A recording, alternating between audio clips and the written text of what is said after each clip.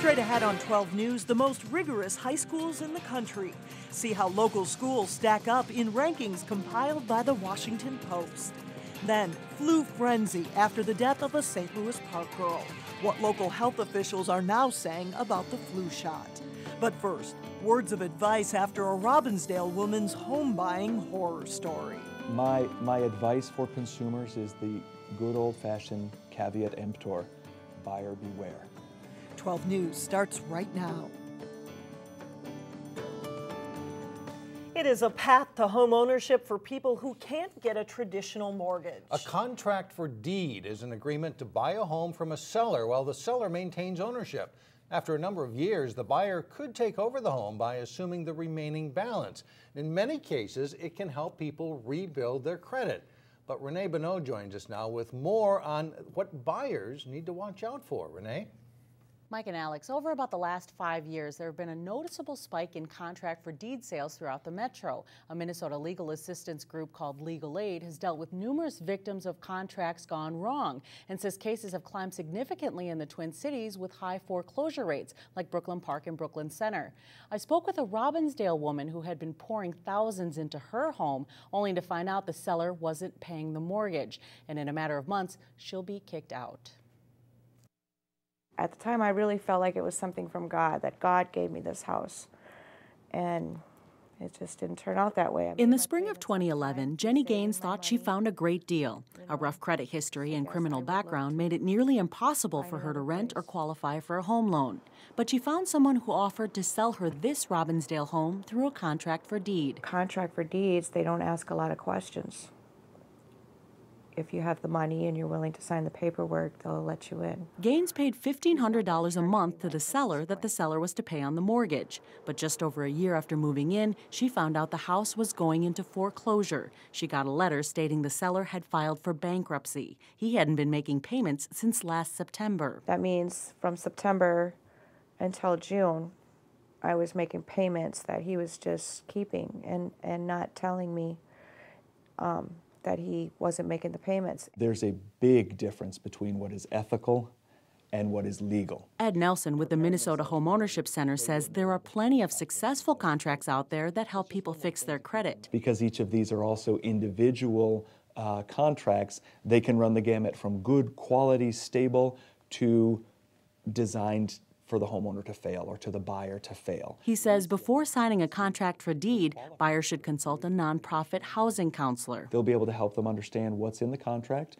if it's really in their best interest, if they might actually qualify for a traditional mortgage. Well, it's something Gaines regrets not doing. I guess my message would be that you just really can't trust people when it comes to signing legal documents and purchasing, big like homes.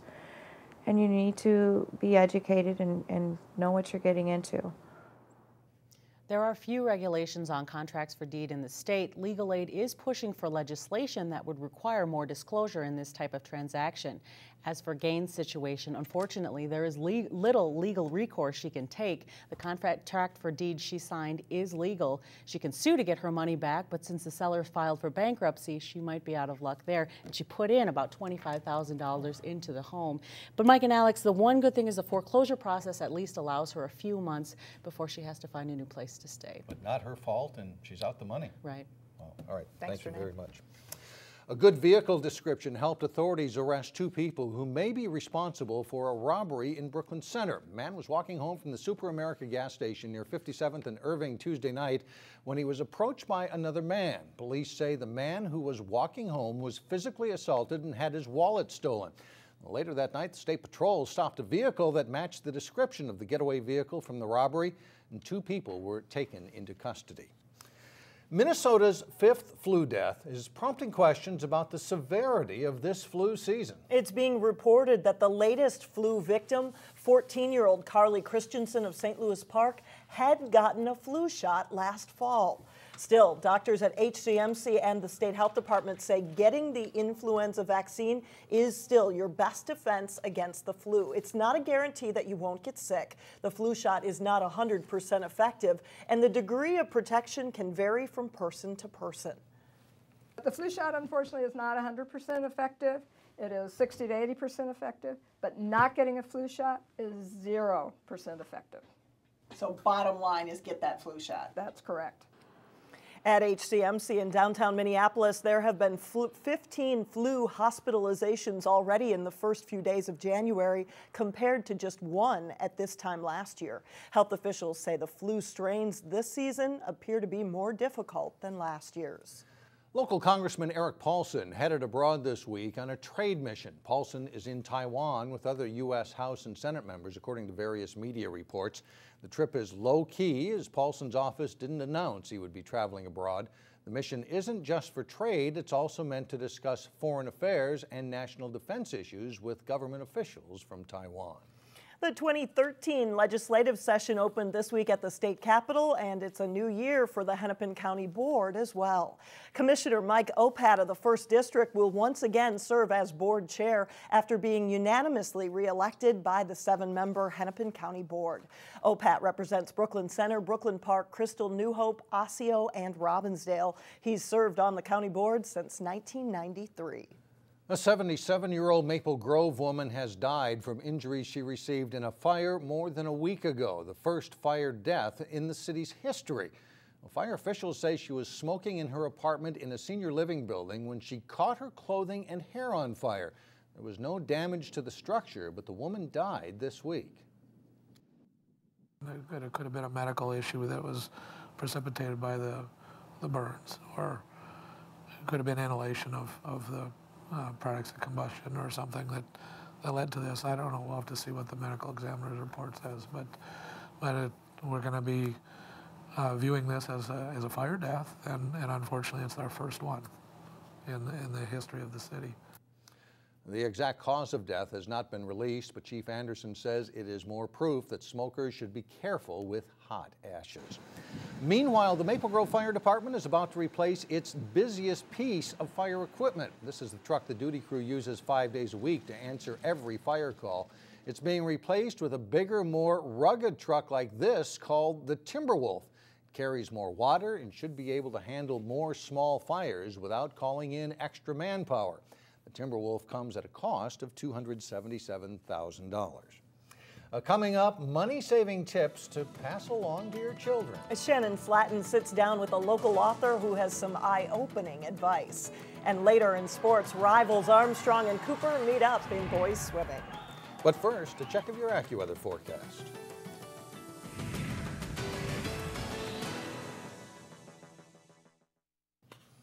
High school can certainly be mentally challenging, but just how difficult? For students today, it depends on the school, and according to the Washington Post, 4 local high schools are among the most challenging in the country.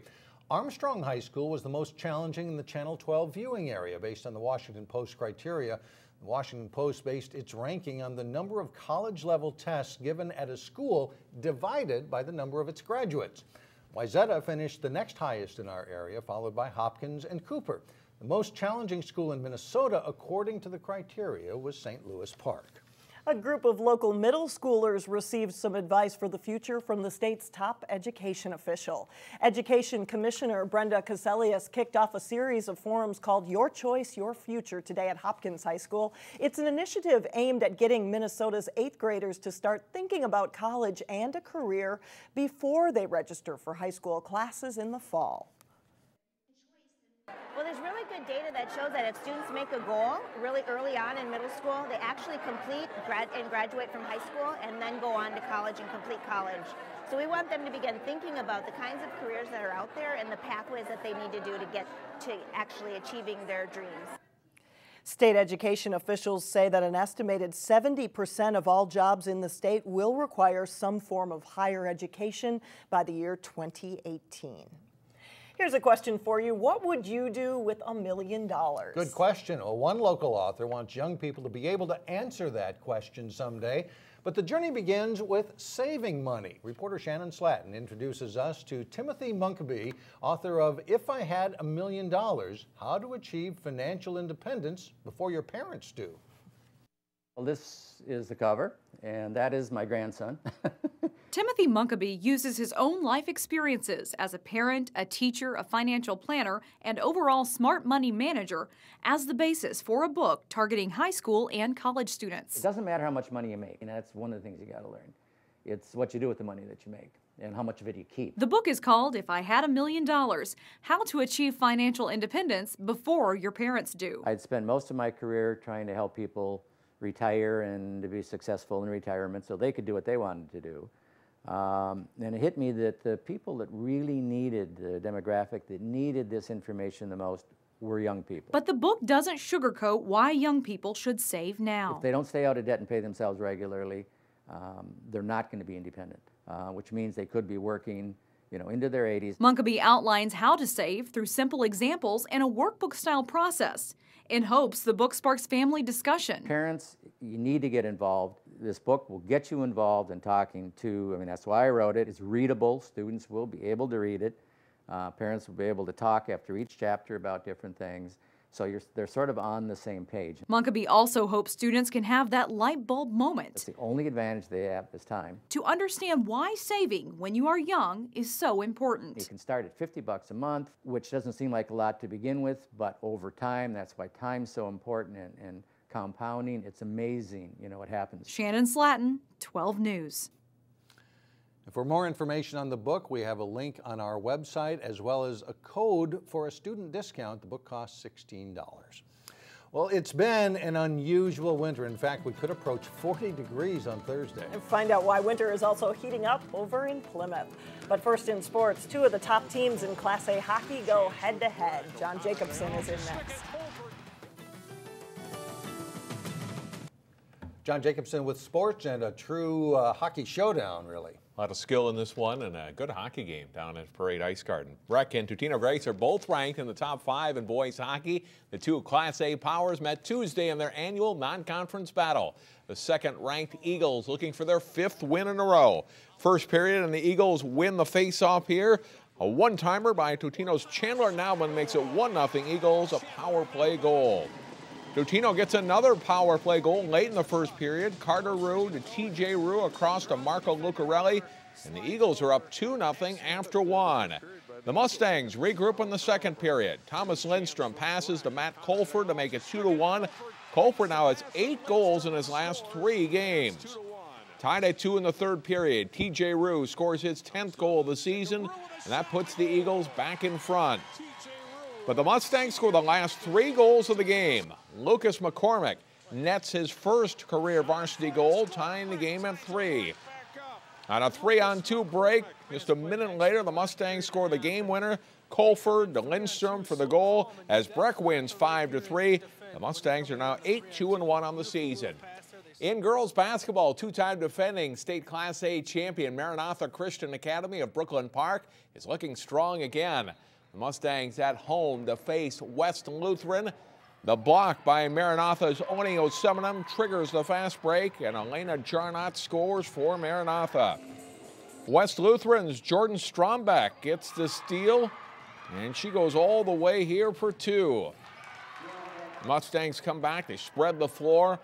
Jarnot finds Michaela Payne wide open underneath for 2. In the waning seconds of the first half, Hayden Hammond cans a 3-pointer for MCA. Mustangs lead 51-19 at halftime.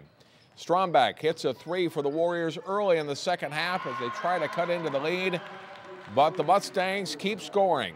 China Stoll finds Lexi Lee for 2, and then Payne will kick out a pass to Maddie Lee. She hits the long jumper. Maranatha wins big 90-31. Well, more on the Mustangs Thursday starting at 4 here on 12 News. Also in girls basketball, Champlin Park at home to face Elk River. Kelly Heitens zips it inside to Maria Sampson for 2. And the Rebels grab an early 6-5 lead. Nice passing at the other end for the Elks. Abby Scheid finds Molly Detloff for 2, and Elk River leads 17-13. Alexis Alexander, she's a good one. She drives and draws the defense before setting up Callie Zimmerman for a 3. Rebels trail, though, 25-20 at halftime. Second half of the Rebels pull closer. Heitens knocks down a 3 from the top of the key. Brings Champlin Park within 3 points.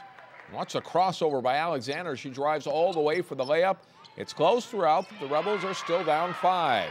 And Elk River holds on for the win. Detloff drives and sets up Scheid for the hoop. The Elks beat the Rebels 46-41. No matter the sport, it's always fun when rivals meet. Cooper and Armstrong hit the pool Tuesday night for a boys swimming dual meet. National anthem sung by the Cooper Aquatic Choir. Now to the races, 200 medley relay. First leg was close, but Cooper's Jake Helgerson brings it home on the anchor leg. The Hawks winning time 1 minute, 49.94 seconds. In the 200 freestyle, Cooper's Carter Boswell wins with Armstrong's Hunter Belcourt as the runner-up. The Falcons win their next race.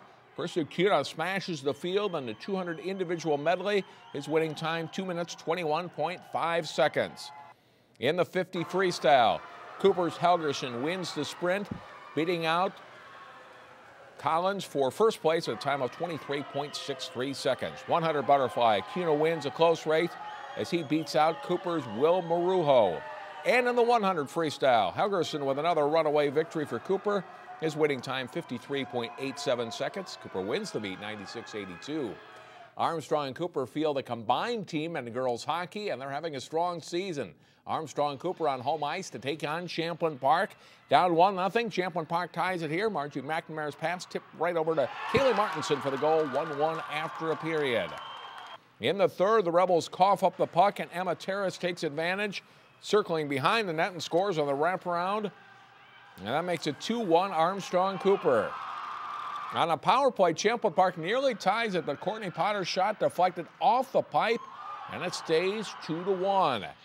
Marissa Odell increases that lead, carrying it up the wing and battles past the defender to score for a 3-1 lead. Holly Enderle adds an empty netter from along the boards as Armstrong-Cooper wins it over Champlin Park 4-1. And that's a look at sports. All right, thanks a lot, John. Thanks, John. Still to come, why people will be searching high and low in Plymouth. We're back in just a moment. Finally, temperatures are expected to dip this weekend, but the winter fun is just heating up. In Plymouth, the Fire and Ice Medallion Hunt starts on Thursday. The person who finds the medallion takes home a $250 Visa gift card. You're looking at video from last year, 2011, when one family located the medallion after just one clue. Clues will be published weekly on the Plymouth City website. The first clue comes around on Thursday, and the medallion hunt leads up to Plymouth's Fire and Ice Festival. That begins on Saturday, February 2nd. So the hunt is on, or will be on soon. Yep, tomorrow, the first clue. That does it for us. Thanks so much for joining us. Stay with us. Community Corner is coming up next. We'll see you here tomorrow.